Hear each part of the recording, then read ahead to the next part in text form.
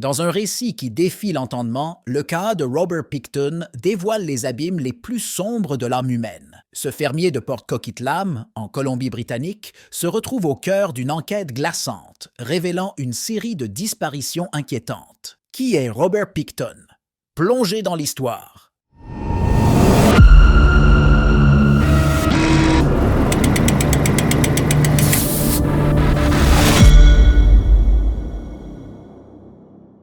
Robert Picton, né le 24 octobre 1949 à Port Coquitlam, en Colombie-Britannique, a grandi dans une ferme familiale marquant les débuts d'une vie qui virerait vers l'horreur. Son enfance, passée dans les périphéries rurales de Vancouver, fut marquée par un travail acharné dans un environnement souvent isolé, éléments qui ont pu façonner sa perception du monde. La ferme des Picton, bien que source de subsistance, était également le théâtre d'une négligence et d'une pauvreté frappante, facteurs contribuant à l'isolement social de Robert. Ce contexte familial, allié à un manque d'interaction sociale adéquate, pourrait avoir joué un rôle dans son développement psychologique.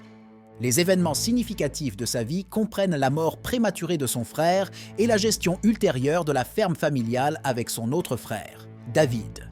Ces responsabilités accrues auraient pu exercer une pression immense sur Robert, exacerbant peut-être des tendances antisociales préexistantes.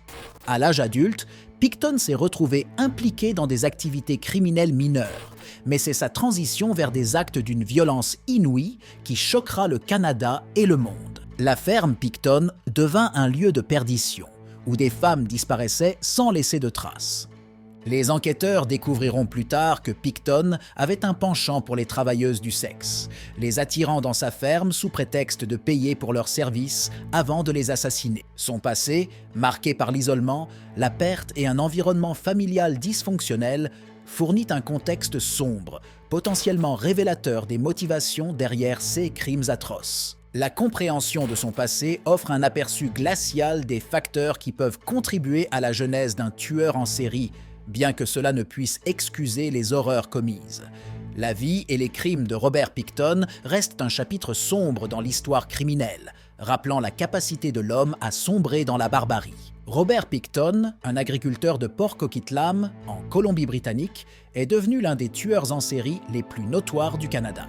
Ses crimes, commis dans les années 1990 et au début des années 2000, ont choqué le pays et le monde entier par leur brutalité et leur horreur. Picton ciblait principalement des femmes vulnérables, souvent des travailleuses du sexe et des toxicomanes de l'East Side de Vancouver, une zone connue pour ses difficultés socio-économiques. Les premières disparitions suspectes remontent au début des années 1990, mais ce n'est qu'en 2002 que la police a pu rassembler suffisamment de preuves pour arrêter Picton.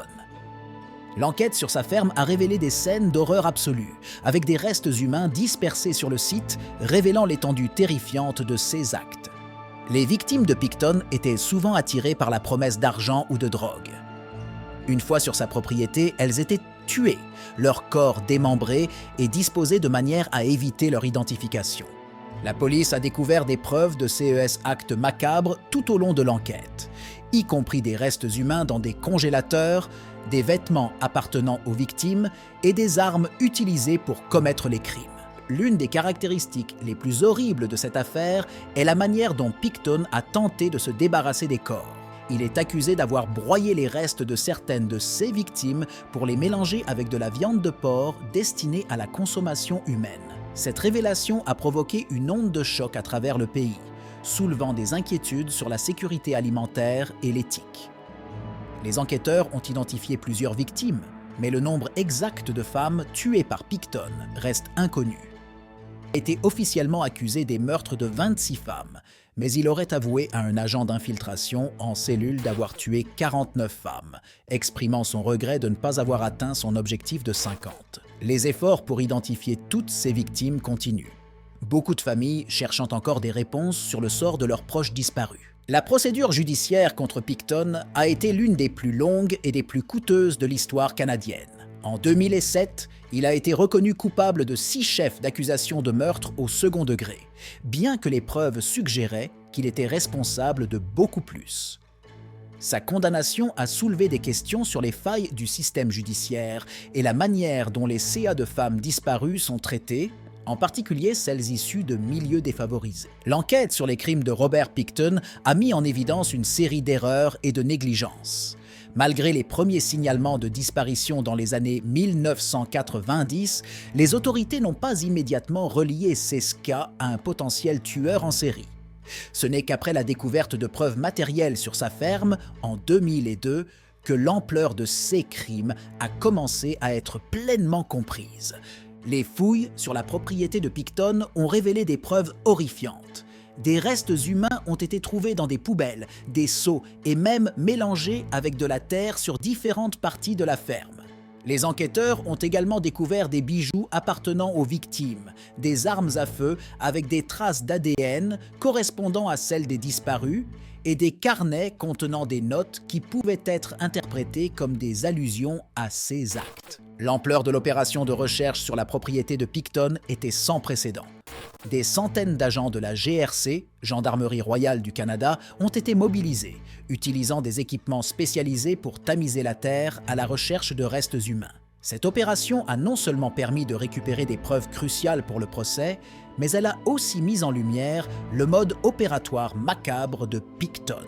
Il attirait ses victimes dans sa ferme, les tuait, puis disposait de leurs corps de manière à éviter leur identification.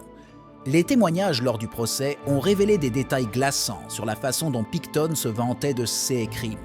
Il aurait dit à un co-détenu, qui était en fait un agent d'infiltration, qu'il tuait ses victimes en les égorgeant ou en les étranglant. Il a également été révélé qu'il avait un complice dans certains de ses crimes, bien que cette personne n'ait jamais été formellement accusée ou identifiée devant un tribunal. La réaction de la communauté et des familles des victimes a été l'une de douleur et d'indignation. Beaucoup ont critiqué la police pour sa lenteur à réagir aux signalements de disparition et à reconnaître le lien entre elles. Des questions ont été soulevées sur le fait de savoir si le statut social et les modes de vie des victimes ont influencé la réponse initiale des autorités. La tragédie a mis en lumière les vulnérabilités des femmes vivant à la marge de la société et a souligné la nécessité de les protéger davantage. La ferme de Pickton est devenue un symbole des échecs systémiques dans la protection des plus vulnérables et dans la réponse aux crimes violents. Les critiques ont pointé du doigt le manque de coordination entre les différentes forces de police et l'absence de prise au sérieux des alertes concernant les disparitions de femmes. La condamnation de Robert Pickton a clôturé un chapitre sombre de l'histoire criminelle du Canada. Mais elle a également ouvert une période de réflexion intense sur les manquements du système de justice et de protection des citoyens les plus vulnérables. L'affaire Pickton a mis en évidence des problèmes profondément enracinés dans la manière dont la société et les autorités traitent les individus vivant en marge, notamment les travailleuses du sexe, les personnes toxicomanes et les populations autochtones. Le procès a dévoilé non seulement la brutalité des crimes, mais aussi l'indifférence et les préjugés qui ont permis à Pickton de continuer ses méfaits pendant des années sans être inquiété. Les critiques ont souligné le manque d'action rapide de la part de la police et des autorités lors des premiers signalements de disparition. Cette lenteur est vue par beaucoup comme un reflet d'un système qui valorise moins la vie des personnes issues de milieux défavorisés ou vivant des modes de vie jugés marginaux. En réponse à l'indignation publique et à la demande des familles des victimes, le gouvernement a lancé une commission d'enquête, connue sous le nom de Commission d'enquête sur les femmes disparues. Cette commission avait pour but d'examiner les réponses de la police aux disparitions et meurtres de femmes dans le quartier Downtown Eastside de Vancouver et sur les terres agricoles de Pickton à Port Coquitlam. Les conclusions de la commission ont mis en évidence des échecs significatifs dans l'enquête sur les disparitions et ont recommandé des améliorations dans les procédures policières et dans le soutien aux familles des victimes. La sensibilisation accrue aux vulnérabilités des femmes dans certaines communautés a conduit à des initiatives visant à améliorer leur sécurité et à reconnaître leurs valeurs et leur dignité au sein de la société. Des organisations non gouvernementales, des groupes communautaires et des gouvernements ont mis en œuvre des programmes pour mieux soutenir les personnes à risque et pour tenter de prévenir de futurs crimes. Malgré ces efforts, l'affaire Pickton reste un rappel douloureux des conséquences tragiques de la négligence et de la stigmatisation.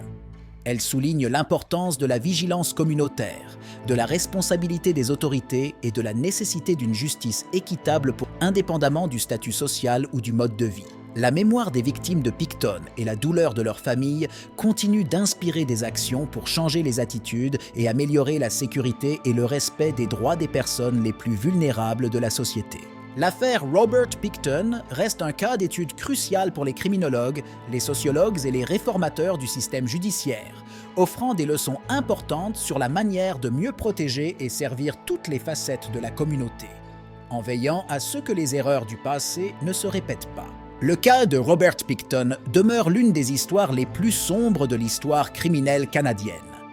Au travers de ces crimes horribles, commis contre des femmes vulnérables, il a exposé les failles profondes dans la manière dont notre société traite les plus marginalisés parmi nous. L'enquête et le procès qui ont suivi ont mis en lumière les lacunes dans les réponses policières et institutionnelles aux disparitions et meurtres, soulignant un besoin criant de réforme et de changement d'attitude. Ce tragique épisode nous rappelle l'importance cruciale de la vigilance communautaire, de l'empathie et du respect pour toutes les vies, indépendamment du statut social ou du mode de vie. Il nous enseigne également la valeur de la persévérance dans la quête de justice et de la nécessité d'offrir un soutien aux familles des victimes tout au long de leur douloureux parcours. En tirant des leçons de cette affaire, nous pouvons œuvrer ensemble pour construire une société plus juste, plus sûre et plus inclusive. C'est dans cet esprit que nous vous invitons à rejoindre notre communauté sur YouTube. En vous abonnant à notre chaîne, vous contribuez à notre croissance et à notre mission de sensibiliser, d'éduquer et d'inspirer l'action pour un avenir meilleur. Ensemble, faisons entendre notre voix, changeons les mentalités et créons un impact durable.